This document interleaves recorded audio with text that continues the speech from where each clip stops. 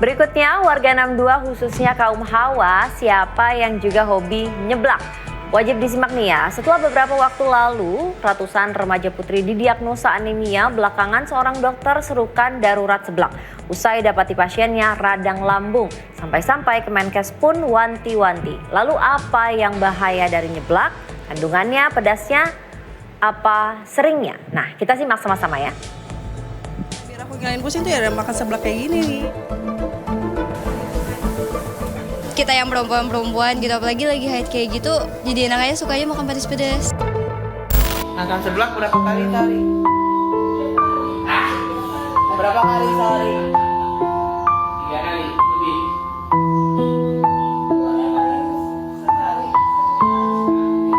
Kalau nasinya berapa kali sehari?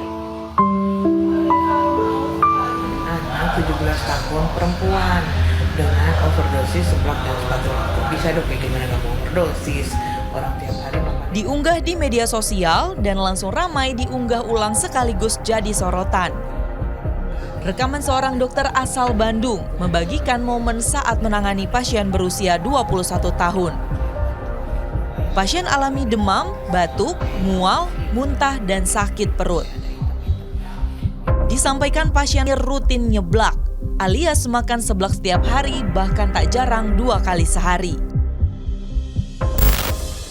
Sebelumnya, di awal 2025 tepatnya, juga sempat jadi perhatian saat dikabarkan hampir 9.000 remaja putri di Karawang, Jawa Barat didiagnosa anemia. Masalah kesehatan ini pun timbul disebut dampak seblak.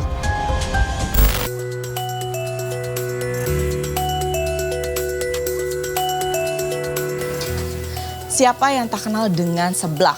Makanan khas Sunda berbahan dasar kerupuk dan juga berbumbu pedas gurih dan punya cita rasa khas yaitu rasa kencur. Ini berhasil menarik minat masyarakat Indonesia di berbagai kalangan. Dan untuk itu juga di setiap harinya ini warung-warung seblak ini ramai didatangi banyak orang. Dan tapi tahu nggak, ternyata fenomena ini membuat Indonesia jadi darurat seblak? Yap, faktanya seblak memang banyak disuka, terkhusus oleh kaum hawa. Ya karena kan tahu sendiri lah ya kalau di kantor tuh pusingnya pusing banget ya. Salah satu cara biar aku ngilangin pusing tuh ya ada makan seblak kayak gini nih. Aku cukup sering sih makan seblak, soalnya emang seblak tuh kayak punya cita rasa sendiri aja yang menurut aku tuh enak banget kalau misalnya buat kita yang perempuan-perempuan gitu, apalagi lagi haid kayak gitu, jadi enak aja sukanya makan pedas-pedas.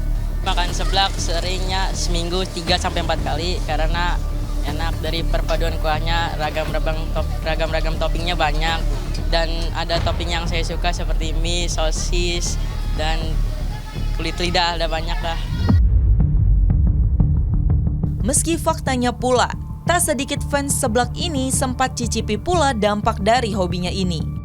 Bisa radang, sakit perut, tapi bisa juga dikontrol makannya.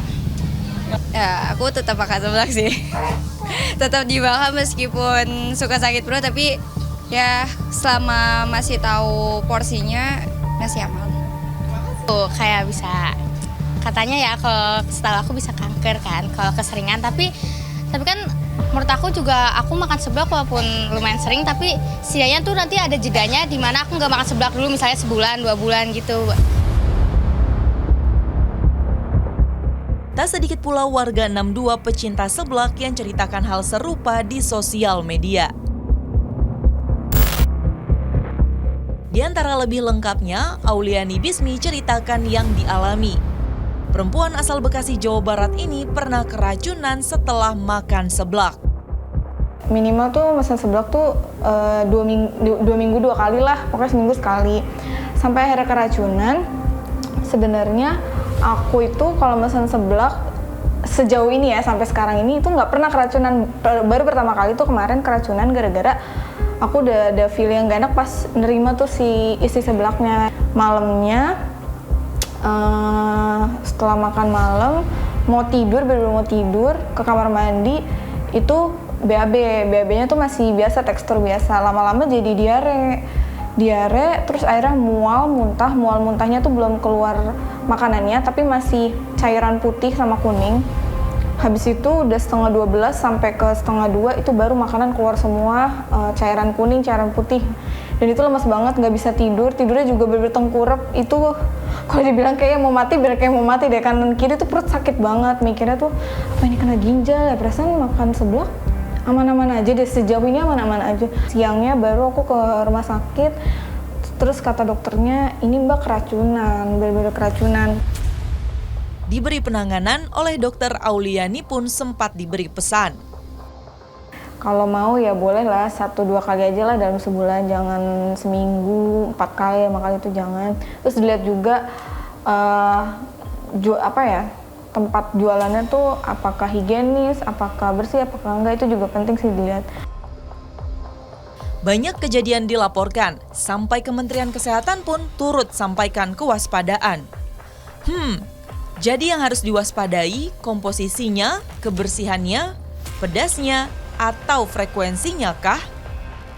Manusia itu artinya secara dari sisi kesehatan, makanan yang bukan hanya kita bicara bergizi ya, tapi kemudian makanan yang komposisinya seimbang itu juga dibutuhkan untuk baik pertumbuhan maupun juga untuk menjaga kesehatan kita. Nah, itu yang pertama. Yang kedua adalah kita tahu bahwa ada organ-organ kita yang cukup sensitif dengan rempah-rempah tertentu ya. Misalnya kita tahu ya, kalau kebiasaan makan cabai rawit atau yang terlalu pedas, itu kan akan menimbulkan iritasi ya pada misalnya lambung kita. Yap, bukan semata-mata sebab seblaknya. Apa-apa yang overdosis alias berlebihan, dampaknya pun tak menyehatkan. Suka boleh saja, tapi ingat tetap berimbang. Dan asupkan ke tubuh dan jiwa yang bergizi ya warga 62. Nah, jadi untuk para pecinta seblak ini tetap harus dijaga frekuensi makanannya dan juga diselingi dengan gizi lainnya.